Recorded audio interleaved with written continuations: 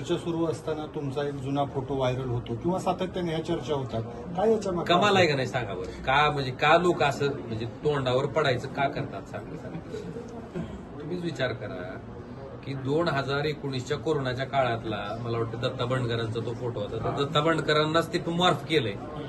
काय नेमकं कशासाठी करायला लागलेत माहित नाही, पण एक लक्षात घ्या, सर्वसामान्य जनतेला ओमराजे काय आहे, ओमराजे कुठून पुढे आला, ओमराजेनं काय संघर्ष केला आणि ओमराजे इथपर्यंत कसा आला ह्याच्याबद्दल ज्ञान आहे. त्यामुळं ह्या अशा गोष्टीबद्दल मला वाटतं वारंवार तेच सांगायचं, रोज तेच बोलायचं.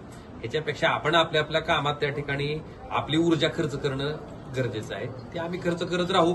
ह्याच्यावर बोलण्यापेक्षा जर खरंच काही वस्तुस्थिती असती ही असती तर आपण त्याच्यावर बोलावं, पण काहीच नसताना जर कोण काहीही बातम्या द्यायला लागलं तर त्याला कुठं उत्तर देत बसायचं. दादा, अशा फोटोतून आणि व्हिडिओमधून तुमच्याबद्दल एक संभ्रम निर्माण होतोय, तर कायदेशीर कारवाई कसा निश्चितपणे ज्या ज्या ग्रहस्थानं दत्ता बंडकरांचा फोटोच तेवढा मॉर्फ करायचा आणि आमच्या सगळ्यांचे फोटो दाखवायचा हा प्रकार केलाय निंदनीय, निश्चित त्याच्याबद्दल कारवाई होईलच. त्याला कसं सोडायचं? हे असा संभ्रम जर कोण जाणीवपूर्वक पसरू पाहत असेल तर निश्चितपणे त्याच्यावर आमच्या ह्याच्यात जी काही कायदेशीर प्रक्रिया अवलंबणं गरजेचं आहे ते निश्चित आम्ही अवलंबू. दादा, पण तुम्हाला ऑफर वगैरे आली का?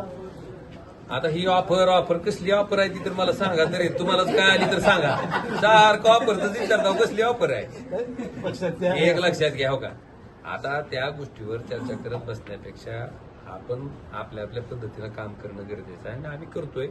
त्याच्यावर फारसं भाष्य करणं मला आवश्यक विषय काय झाला माहिती का, लोकसभेमध्ये बोलताना आपण श्रीकांत शिंदेने त्यांचे 40 मिनिटे आपल्याला दिले म्हणजे 40 मिनिटं नाही. एक लक्षात घ्या, काय असतं जेव्हा महाराष्ट्रातले कुठलेही प्रश्न आपण मांडत असतो तेव्हा पुढच्या वक्त्याचं नाव पुकारल्याच्या नंतर समजा त्या वक्त्याला वाटलं असेल की बाबा हा विषय त्या ठिकाणी सामान्य लोकांच्या दृष्टीनं महत्वाचा आहे, त्याच्यात एवढं म्हणजे आपण प्रत्येकच वेळेस राजकारण करणं, प्रत्येकच वेळेस त्या भूमिकेतनं बघणं मला योग्य वाटत नाहीये. मग विषय हा आहे किंवा त्यांना वाटलं असेल किंवा हा विषय महत्वाचा आहे, हा लोकसभेच्या रेकॉर्डवर येणं गरजेचं आहे आणि मला वेळ कमी पडत होता त्यांनी दिलं.